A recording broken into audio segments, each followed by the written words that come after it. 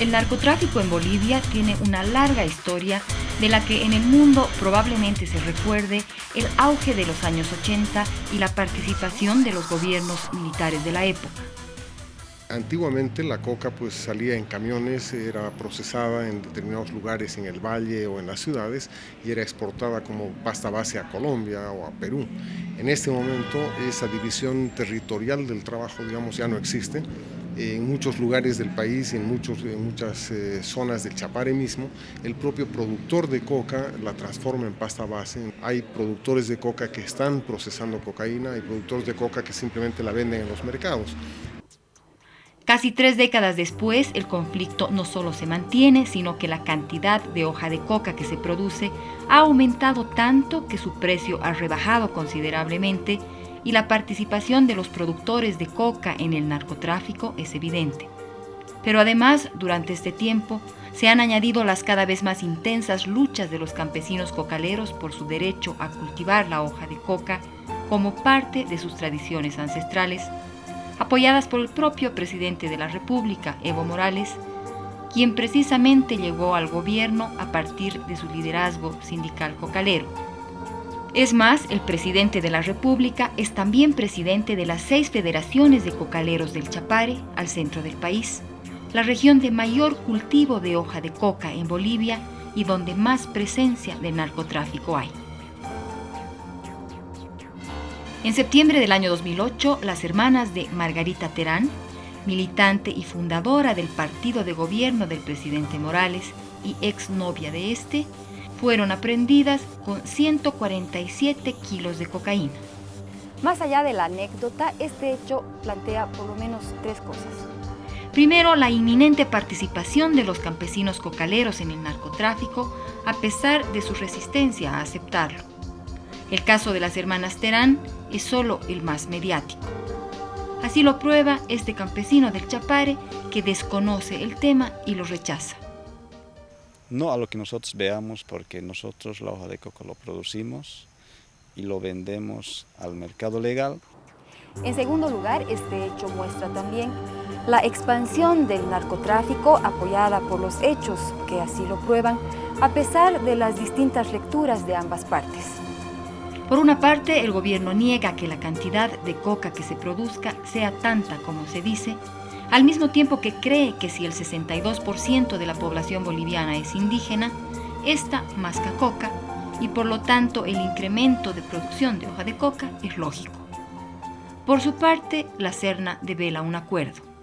Hay un compromiso de los cocaleros para mantener bajo el nivel de cultivos, pero lo que sí hay es una gran expansión de la actividad ilegal del narcotráfico, ¿no? En lo que sí hay coincidencia es en el hecho de que el narcotráfico ha aumentado. El problema de fondo está en el modo de encarar el tema. 2009 ya estamos ya en el primer semestre con más de 11 toneladas de droga incautada. En los últimos 5 años se ha duplicado el número de pozas destruidas, el número de fábricas destruidas, pero la cantidad de cocaína, de clorhidrato que se captura ha pasado de 500 kilos hace 4 años a más de 7 toneladas el año pasado, y en lo que va del año 2009, que son los primeros 4 o 5 meses de actividad, son ya más de 10 toneladas que se han decomisado, ¿no? Y en tercer lugar, esto también prueba el trasfondo político de un problema ciertamente complejo. La fuente principal de soporte político del gobierno de Bolivia en este momento son los cocaleros. Mantener la ilegalidad y la ambigüedad es algo que en este momento conviene tanto a los narcotraficantes como a los sindicatos cocaleros, porque es un mecanismo a través del cual mantienen un cierto control político sobre los campesinos pobres.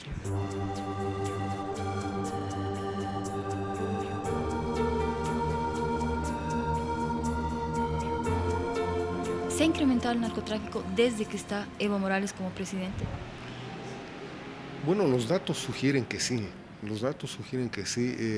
no necesariamente por una vinculación del gobierno con el narcotráfico, pero yo creo que sí en gran medida por la gestión de debilitamiento institucional que ha perseguido este gobierno, ¿no? Aunque la oposición aparenta, ¿no?, confundir a la opinión pública internacional, indicando no otra cosa que con este gobierno hay más droga, hay más cocaína. Falso. En el pasado en Bolivia existía más de 60.000, 70.000 hectáreas de cultivos de hoja de coca. ¿Dónde iba esa cantidad de hoja de coca? Al narcotráfico y con protección.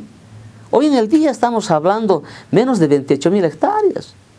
Entonces hay efectividad de lucha contra el narcotráfico en todo el territorio nacional por una cuestión de dignidad, soberanía, no resoluciones propias de Naciones Unidas.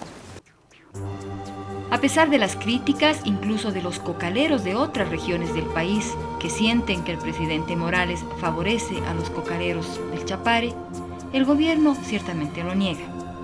Ahora, con el gobierno nacional de Evo Morales, la lucha contra el narcotráfico está dirigida, pero contra el verdadero individuo que está inmiscuido en trajines ilícitos de droga.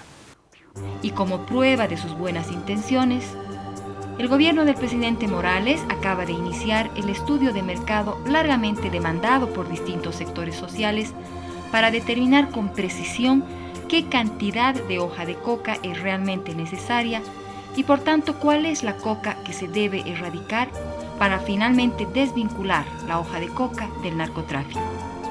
Esta será, sin embargo, otra larga batalla entre los propios cocaleros, pues cada región levanta la bandera de la tradición, detrás de la cual se esconde el narcotráfico. Una actividad que reporta importantes ingresos económicos, pero que paradójicamente no han ayudado a los cocaleros a mejorar sus condiciones de vida. De alguna manera resuelve problemas de necesidad de efectivo, pero no les ha permitido resolver los problemas de la pobreza, ¿no?